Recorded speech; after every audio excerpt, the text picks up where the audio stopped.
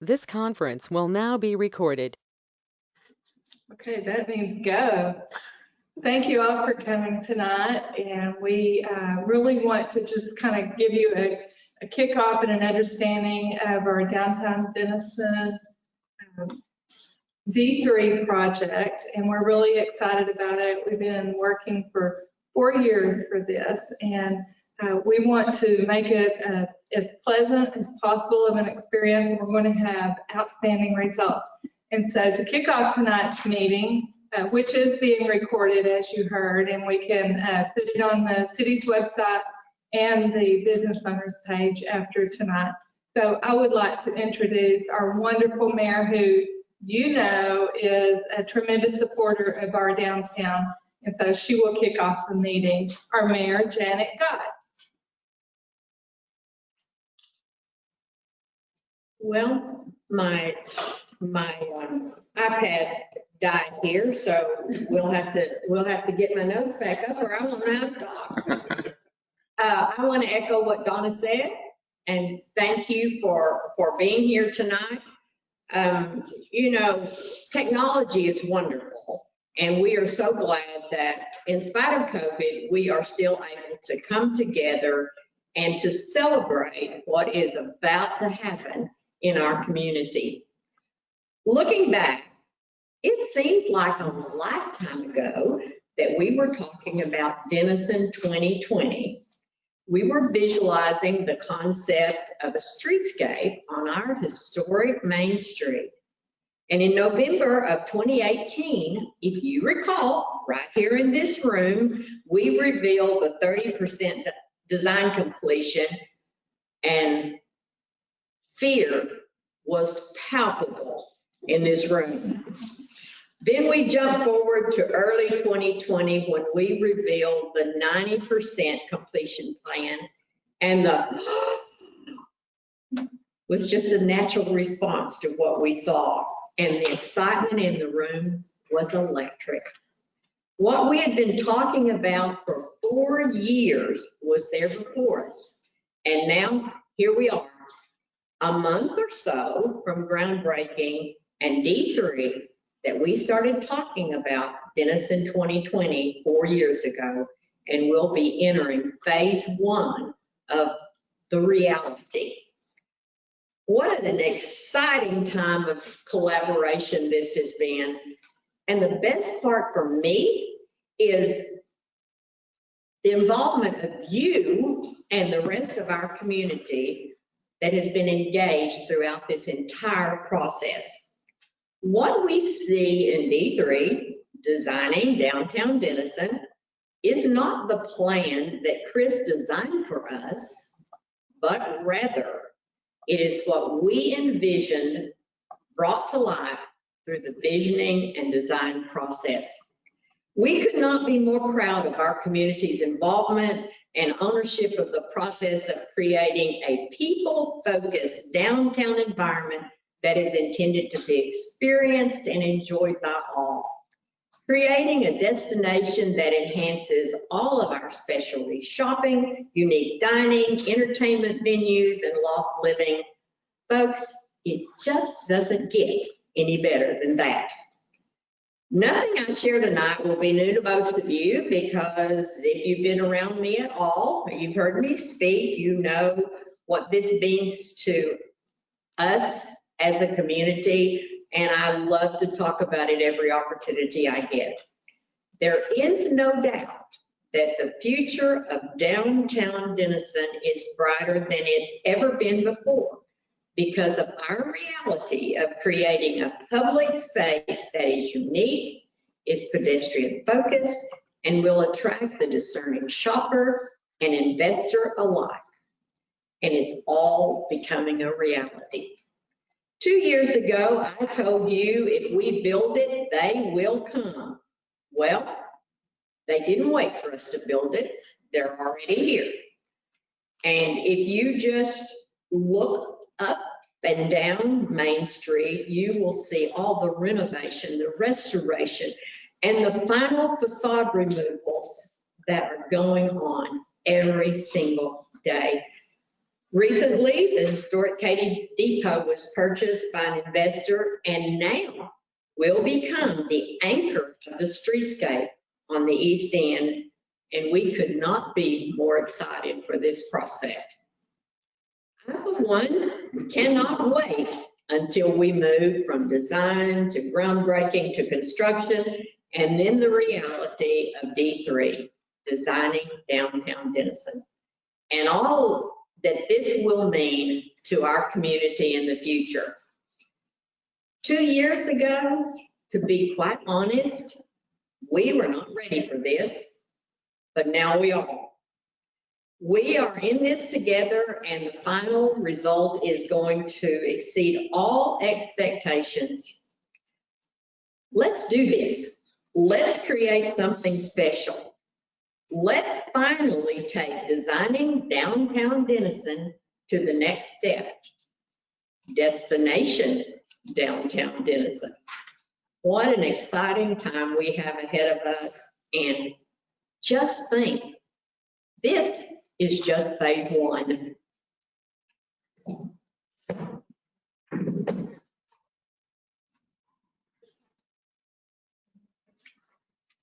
Thank you, Mayor. That's awful exciting, and now it's hard to follow that. But we'll just go really fast and maybe nobody will notice that I don't measure up.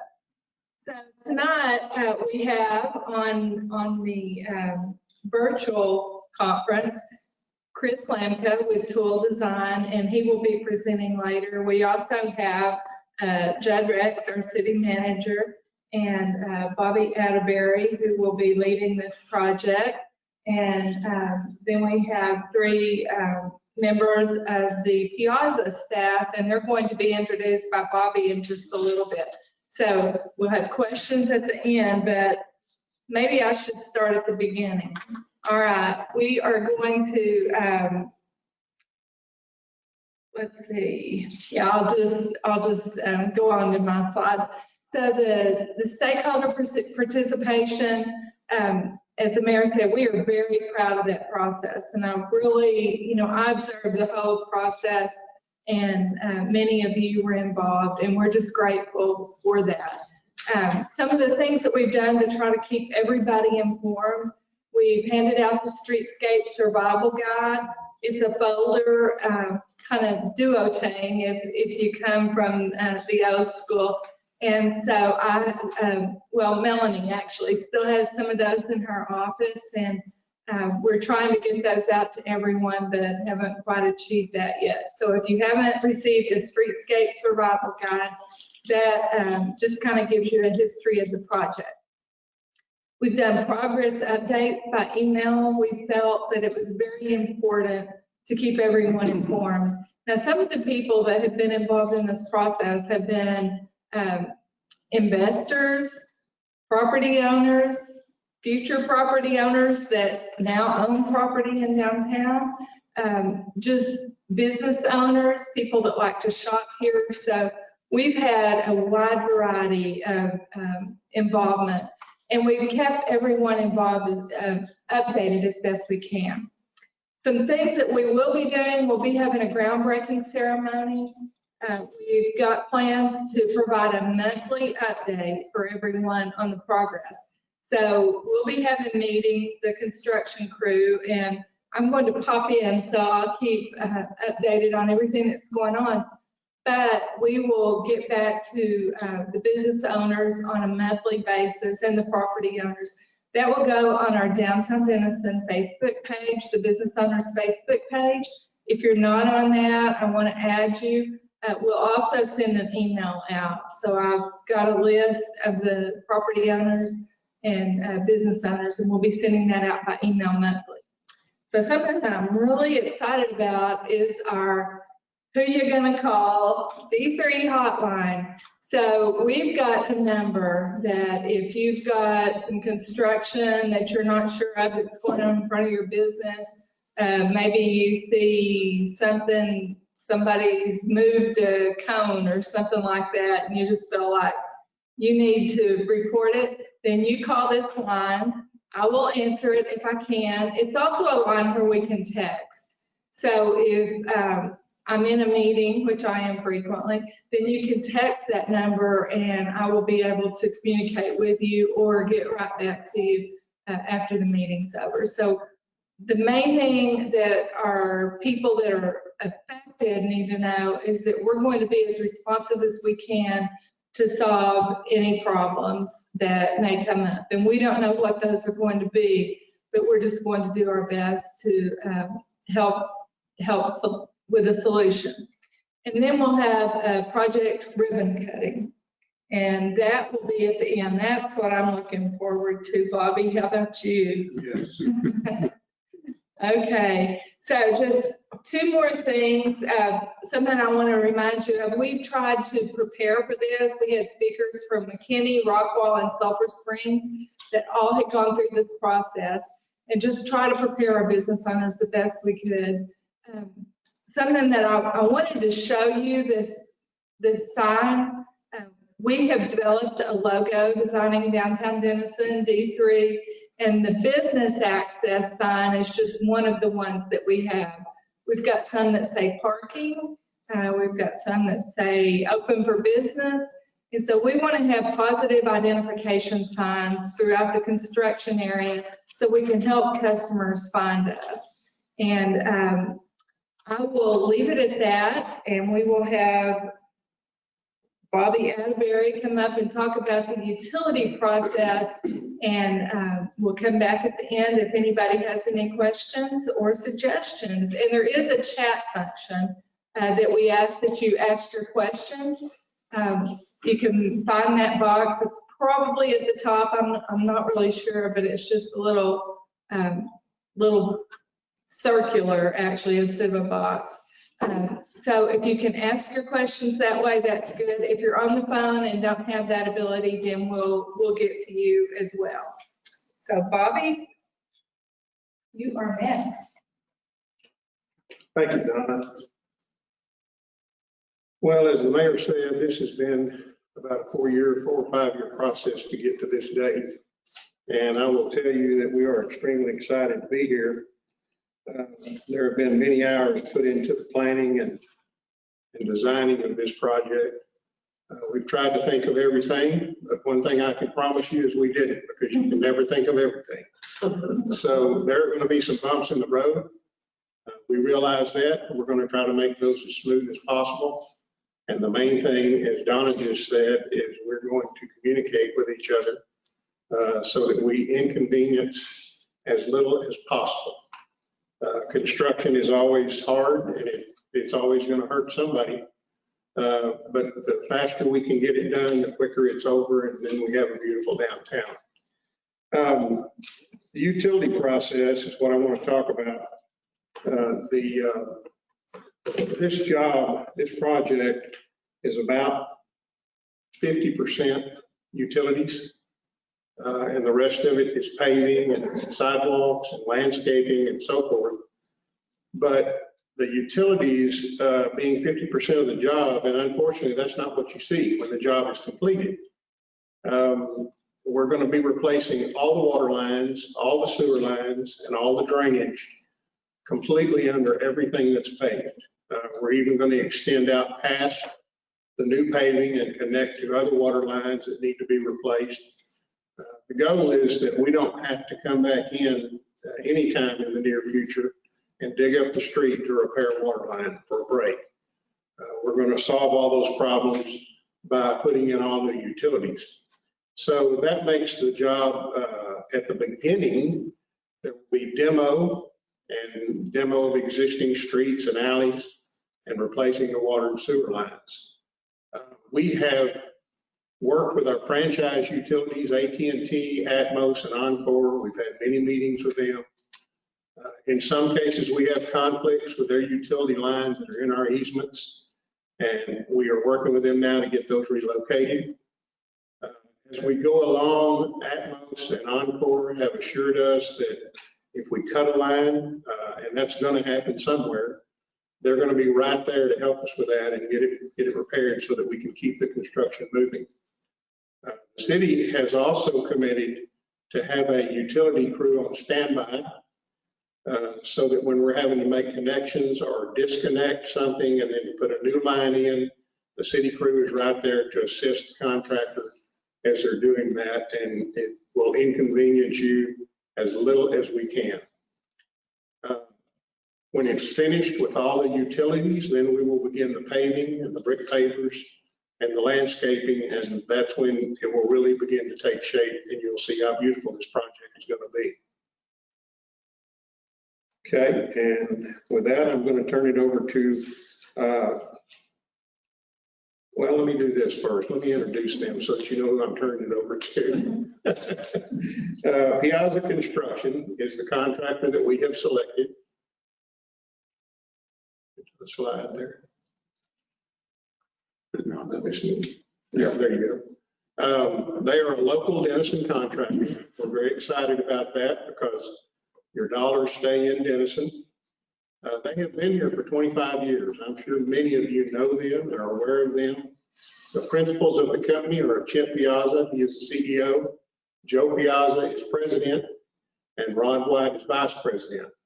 They do an annual amount of work of around $45 million, not just here, but in Oklahoma and in different areas closer to the Metroplex. But some of the local projects they have done here include the West Side Fire, which was recently constructed, the Heyday Entertainment Center, the Texoma Health Foundation Park, the Southside Fire Station, the police station, Southside Baptist Church, Park Avenue Church of Christ, Family Life Center, and the Parkside Baptist Church. That's just a few of the many projects they have done. So we have a great relationship with them. They are the contractor we selected. They are currently getting bids, receiving bids, and we're just about ready to go to the city council and award that so that we can get started. So with that, I'm going to turn it over to Joe Piazza, and he is going to talk to you about the timeline and the project sequence to give you an idea of how that's going to work. Joe?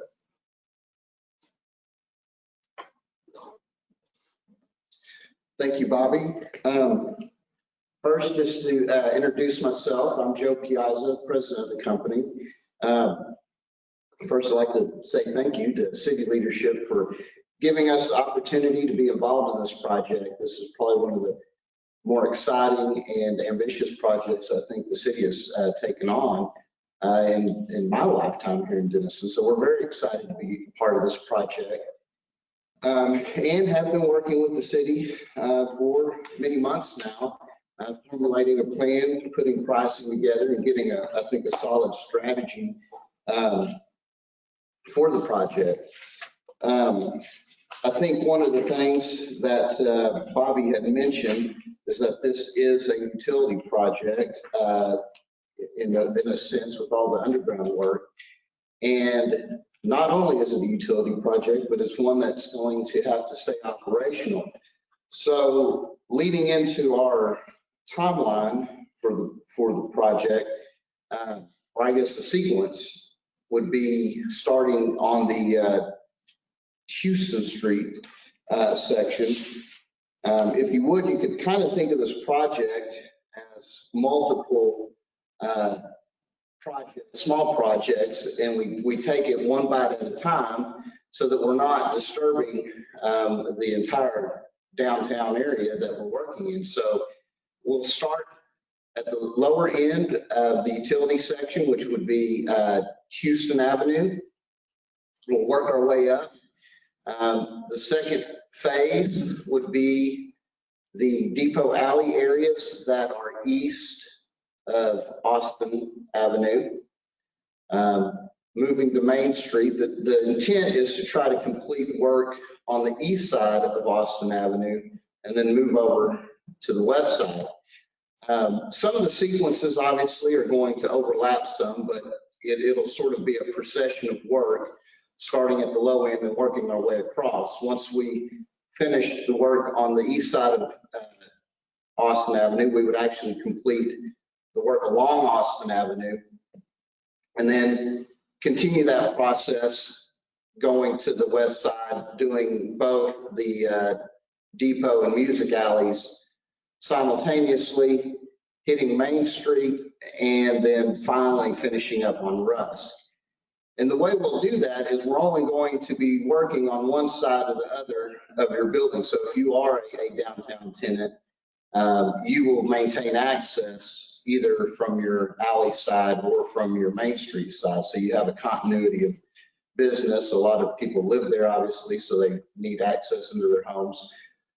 So that's sort of the sequence, the plan of where we'll start and then where we'll finish and how we'll get there from one side to the other. As it stands right now, and as where we are in this total process, we've put the project out for bid. We've received the bids. We're putting together the final pricing to deliver to the city. I think they'll go through, there'll be some decisions that they have to make on some of the alternates or whatever. So we'll need their input. And then once everything's approved, I believe in their December council meeting, we will be ready to start. We think that would probably take place directly after the holidays in early January.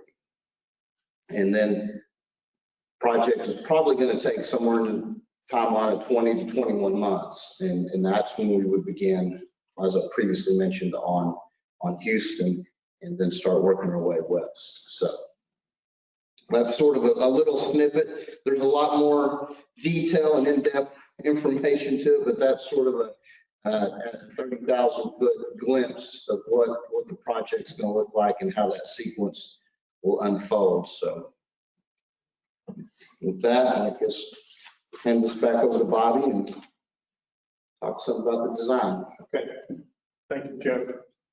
Chris Lamka will be our next speaker. And Chris, are you up and on? Yes, sir. Can you hear me? Yes. Perfect. Go ahead to the next slide there. So I love to refer to this stage of our design and in the process of the seventh inning stretch. Big baseball fan.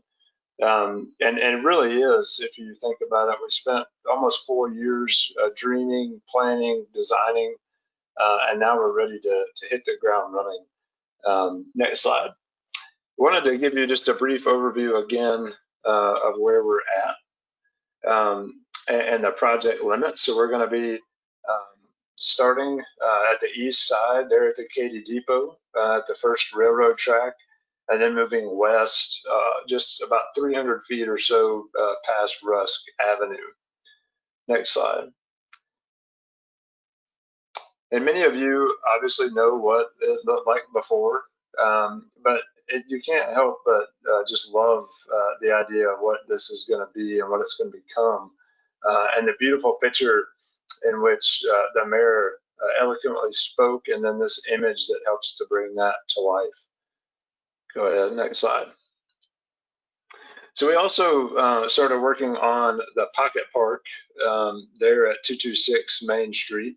And this is one of the bid alternates of the project, but just a great opportunity to take half of that site and create a nice tranquil pocket park where you can get into a nice reprieve from the hustle and bustle of the street, and then hopefully a new building on the other half that could be a myriad of different functions, either a town function or a smaller gelateria, and just create a nice intimate environment within that space. Next slide. And so this is it today, and just an image of what it could be. Next slide. I wanted to remind you of some ADA front entry access areas that we're going to actually have to build a physical ramp and stair structure in front. Go ahead to the next slide. So the first one's at 127 East Main Street there at the Victory Music Store. The next slide. The second one is at the Sparrow Art Gallery. You can see they already have stairs into their building. Next slide. And the third one is at 122 East Main Street at the Texas Farm Bureau. Next slide.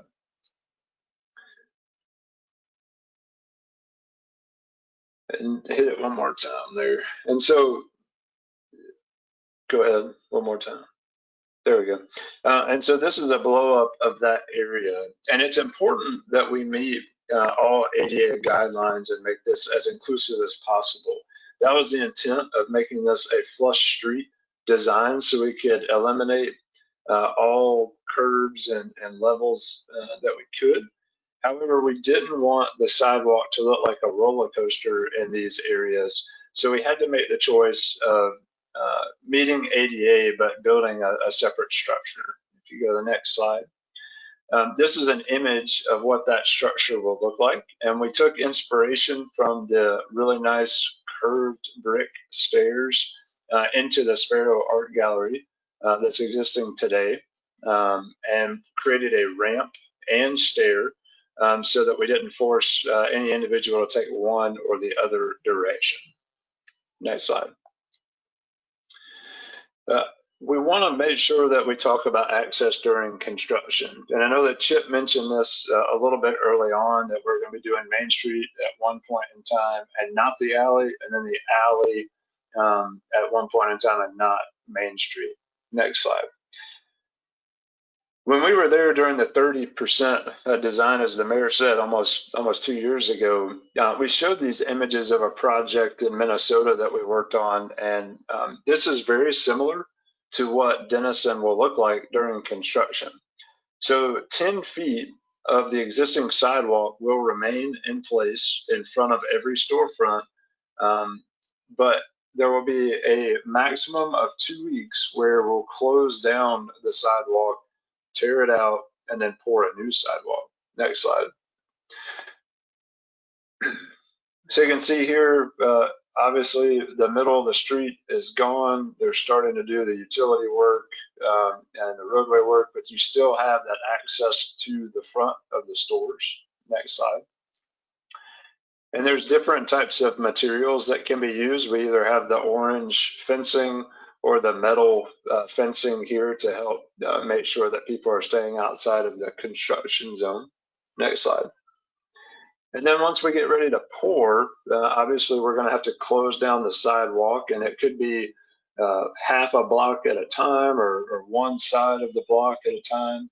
But what we'll do is, cover up, make sure all the storefronts are protected, rip out the old sidewalk and pour a new one as quickly as possible. And oftentimes in 1 to 2 days, 24 to 48 hours, you can then begin to walk on it again. So again, the goal is to get this done and only limit access to your front door for a maximum of 2 weeks. Next slide. And this is one of our projects in St. Paul, Minnesota, Jackson Street Reconstruction Project, which we designed and completed construction on almost 3 years ago now. And they did such a great job of access management that even a wedding party could go through and walk through the construction site and feel comfortable doing so. Next slide. And finally, I want to touch on Houston Avenue. If you go ahead to the next slide there. We have a lot of utility updates that will actually extend down past our original scope of the project limits so that we could tie in the stormwater and the sewer appropriately. And that left us with this area here that you see between Chestnut and Crawford that is currently Brick Street. But go ahead to the next slide. So we're extending our large sewer, our stormwater all the way down. Next slide. We also have to extend a large sewer line as well. And if you go to the next slide, you can see combined, we're going to be ripping up almost half of the street as it is existing. So instead of trying to piece back the brick, the old brick, what we're going to do is actually provide a new concrete street from Main Street all the way down to Crawford. It'll have new concrete sidewalks, new concrete curbs. So it'll be a brand new street that you won't have to touch for many, many years. And then at the intersection there at Chestnut and Houston, it will look the same as the intersection of Burnett and Chestnut. So we're going to put the historic brick back in the intersection and create nice crosswalks there to mirror what you've already done. So next slide. That's a recap of that there. So, and with that, I will turn it over back over to Bobby, or Judd, excuse me.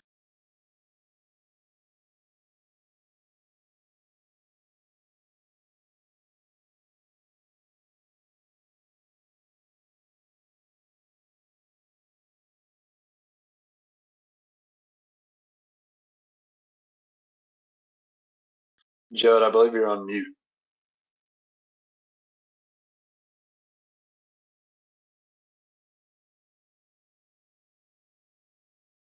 All right, let's try that again. So before we get into questions, I wanted to just touch on a couple things. As you heard the team mention, the project's out to bid right now, and as those bids come in and are compiled and given into a big estimate that we can take to the city council for approval of the project moving ahead, wanted to kind of touch on the financing of the project and and remind everybody about how the city is paying for this. As you recall, when we went through the initial design process with the Tool Design Group back in 2016, in parallel with that design effort, we also, at the same time, were putting together a tax increment reinvestment zone to cover the downtown area that would help fund the improvements. And fortunately for the city, over the last 4 to 5 years, within that tax increment reinvestment zone, or TIRZ, we have seen the property values grow considerably, due in large part to the comments that the mayor made, which were that we really didn't have to build it first for people to come. They started investing in downtown. And so fortunately, again, property values have gone up, and in the TIRZ, we're able to capture that value increase, and the revenue from that goes directly back into the TIRZ fund for downtown improvements. So when we get that final price tag for the project and take that to city council, part of what we're also going to start along with that process is a bond process where we're going to take that money that's in the TIRZ over the last 4 to 5 years that we've been saving up. We're going to borrow against it and use the TIRZ money to pay off that bond over 20 years. As the project has grown in terms of not just the dollar amount, but also the scope of the project, especially from a utility standpoint, there's considerable water, sewer, and storm drain work that has to be done. The team talked about some of that tonight. All that work needs to be done, especially in phase 1, which is basically at the bottom of Main Street. So all the water throughout Main Street basically drains all the way down and ends up in phase 1. And so we need to appropriately size the storm drain, water, and sewer facilities down there to accommodate not just phase 1, but all the future phases of the work that we're going to do. And so that requires us to invest more in the utilities and the infrastructure in phase 1. So while the TIRZ may not cover all of that utility work, what we're going to do is work with the city council to pull some of the money from our capital improvement program, which funds water and sewer projects, and combine that with our TIRZ dollars and put all that money together and then pay for the project. So again, we're waiting on all the final estimates and numbers to come in to see what exactly those numbers look like. But ultimately, we're going to take the TIRZ money, combine it with some of our capital improvement money, and put a funding package together that's going to help fund phase 1. So we look forward to kind of sharing those details with everybody when we get to December 7th and the city council meeting there. So that's one of the things I wanted to touch on. And then just again, thank everybody for joining us tonight. We want to open it up for questions, and I see a few questions that we've gotten on the chat function in GoToMeeting. If you're using the app, if you're called in, we can unmute the mics and you can ask questions. That's a little more tricky. If you are logged into a computer for the meeting, and if you look at the little thought cloud or the circle with the triangle on it, click on that and you can type in a question and then we can answer that. So I'm going to jump back over to the computer, look at what questions we have, and then start answering those based on the questions. So stand by.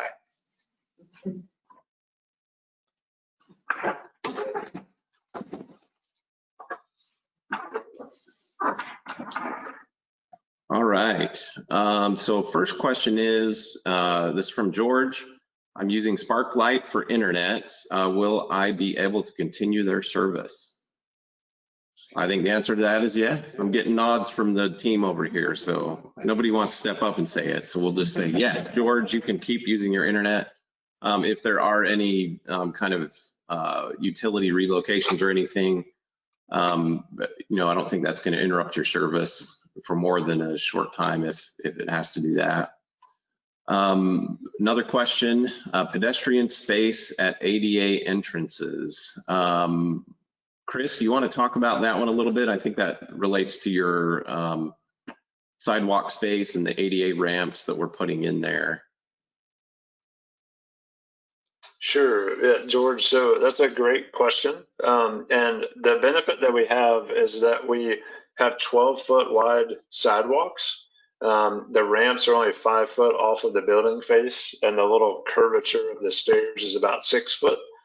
So we are going to be impeding into that space slightly. But you also have the furnishing zone, which is 8 foot in front of those for most of the space. So we should have ample room to navigate around and still function and move up and down the sidewalk. Excellent. Thanks, Chris. Let's see, next question relating to the bricks on Houston Avenue. Pushback on elimination of bricks on Houston. Anyone want to take that one? Yeah, I don't mind. Or you go ahead, Bobby. We haven't started the project yet, but as Chris explained, when we tear Houston up, there's not going to be much left of it. So the one thing that we are going to do is at the intersection of Chestnut and Houston, intersection, we're going to square out an area, and we're going to take some of the old pavers and reinstall them back in that entire intersection so that we still have some taste of the historic bricks in that area. Cool. Can I speak to that? Yeah, hi, George. Hi there. I just remembered what happened back when we worked on Chestnuts. And there was a lot of dissent over the removal of bricks and the fact they're not being replaced. So how are you going to address that?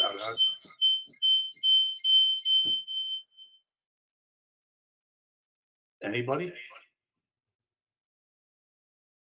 All right, yeah, we got it, George. Anybody want to take that one? Just asking how we're going to address it. Well, I guess I can't answer your question right now because we don't know if there is pushback, how much there will be. There's really not a lot of choice from the standpoint of the cost, because the cost to reinstall those brick pavers is very expensive as compared to putting in a concrete street that's going to have a longevity.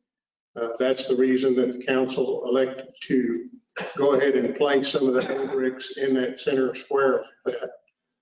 And until we get to that point, if that's a problem, we'll just have to address it as it comes. But right now, I don't have an answer for you on how we're going to address it because we don't know if that's going to be an issue or how big an issue it will be.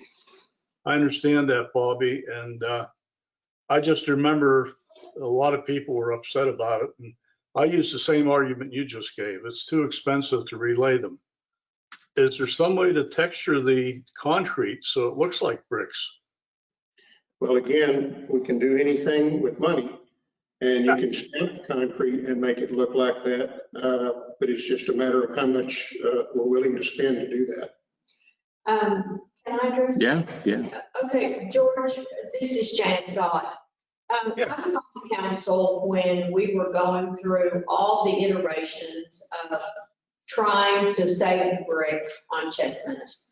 Right. And we did everything that it was possible to do. We looked at stamping brick. We looked at trying to stamp brick and match the color. And we looked at taking up the brick and relaying the brick. And of course, as you very well know, George, because you're intimately familiar with this, those papers are all different sizes. There's no consistency to the paper. And all we ended up with, as we tried to work through all those processes, is we just had a street that looked like it was patched. There was no beauty to the street whatsoever. The stamping and trying to match the color didn't work. And what happens, George, is we go back in history. You know, we have a city that was built in 1872. We have old infrastructure that's over 100 years old. And as we would go through the process, they would dig up the street, they would patch it with asphalt, they would patch it with whatever. And we ended up with what we had on Chestnut, and there was really no going back. And so what we did is what you see now. We did the intersections at Touchdown Alley to at least incorporate some of the history of our city in there. And I think that from a personal perspective, I think it looks great. And I think that it satisfied the community's need to preserve as much of that history as we could. We have the same thing on Houston, exactly the same thing. When, you know, if we can either preserve some of the history, which is what we want to do, and we can move forward with building a concrete street, which is the vision of the city going forward, that we will build concrete streets, but we can incorporate those papers in there and still, let me put it this way, we can honor our past and we can plan for our future by doing this. We can, so I think that, you know, George, if I could save every brick, I would. The council would, but it is not possible to do that. And so we chose the best of the opportunities that we had. And I think that if our citizens know that we are trying to honor our past by moving forward, I don't think they're going to give us pushback. Thank you. I understand that. I just wanted to bring that up. I wasn't trying to open old wounds or anything. Frankly, I think what you did on Chestnut's just fine. On this particular street on Houston, I assume there's going to be some truck traffic down through there, or am I wrong? No, I'll take that question. The truck route actually goes out Main Street towards the east and then north on Houston. So there should not be trucks coming up and down Houston south of Main. All right, great. Thank you. I've got a question to go along with the brick question there. There's a piece of track that's just around the corner, actually on Chestnut itself. Is that track going to remain, or will that be removed as well? Are we talking about on the other side of Austin? It's just west. That's it. Is that it? Yeah. Yeah, there's a little bit of remaining railroad track there that's kind of interesting. Well, we are excited to announce that we will be preserving that as is right now. That is outside the scope of the project. Okay, yay. We can, I'm glad to hear we that. can enjoy it for a little bit more time. Good thought, Rex.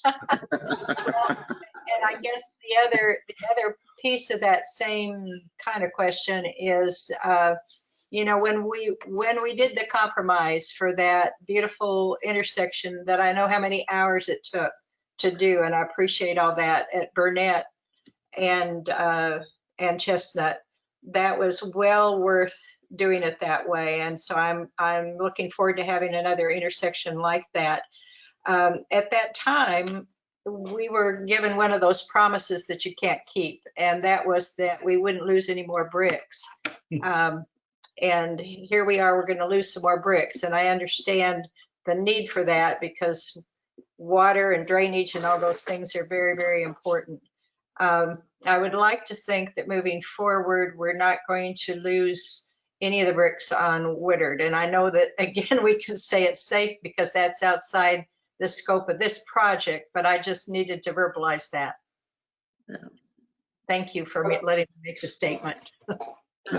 Mary, you know, one of the things that we kind of lose sight of in this project is that you know, what we're going to see above ground is going to be beautiful and inviting, and you know, it's going to be something to be experienced and enjoyed.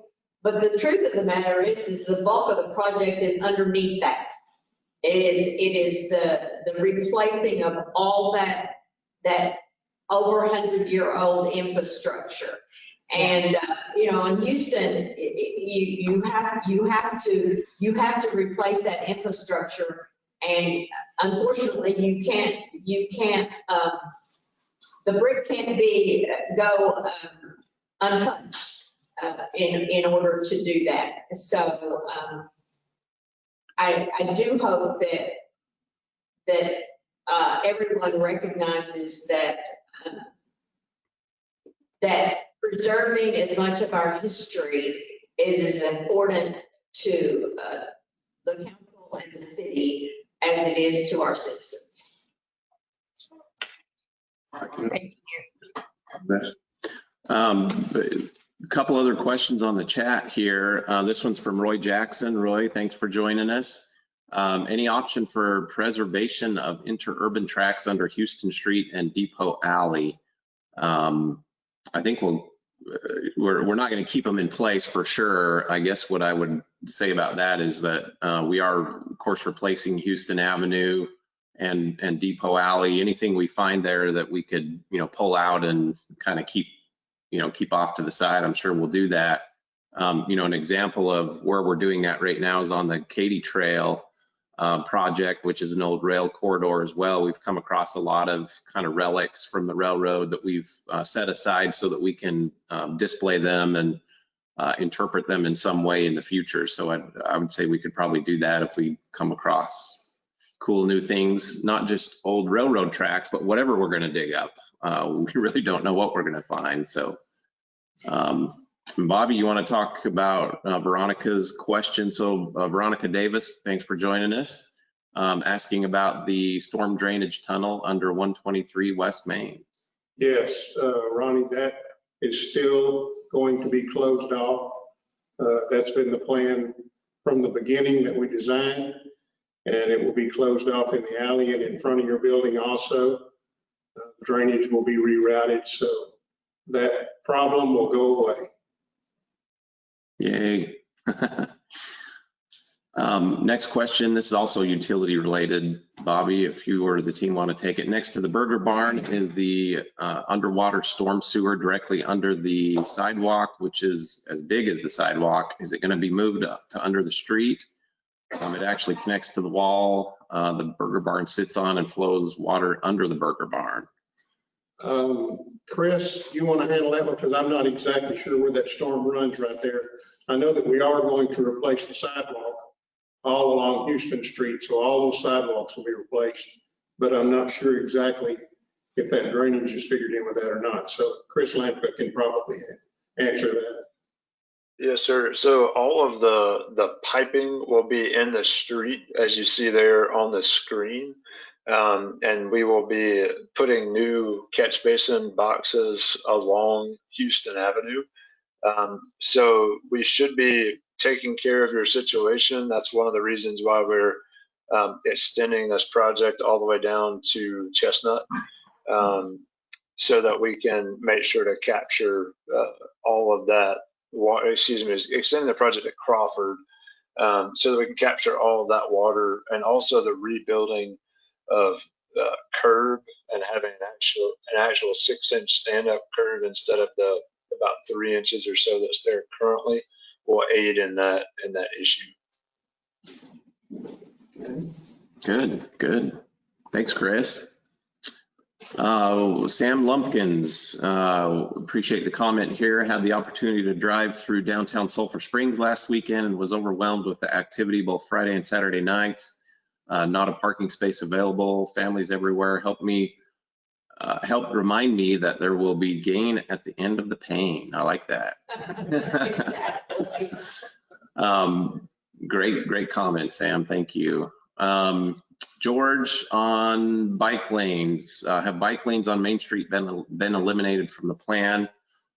Yes, they have. However, I will say that we are working with Tool Design Group on bike lanes on Crawford Street as an alternative to get bikes and pedestrians in and out of downtown towards the Katy Trail. So that project's being pursued separately from this, but basically at the same time. Great, I'm looking forward to that. Thank you. Yeah, great question. I think that's all the questions we have on the chat. If anyone has anything else they want to ask, and if you want to unmute your mic and just ask the question, we'd be happy to take those now before we wrap up.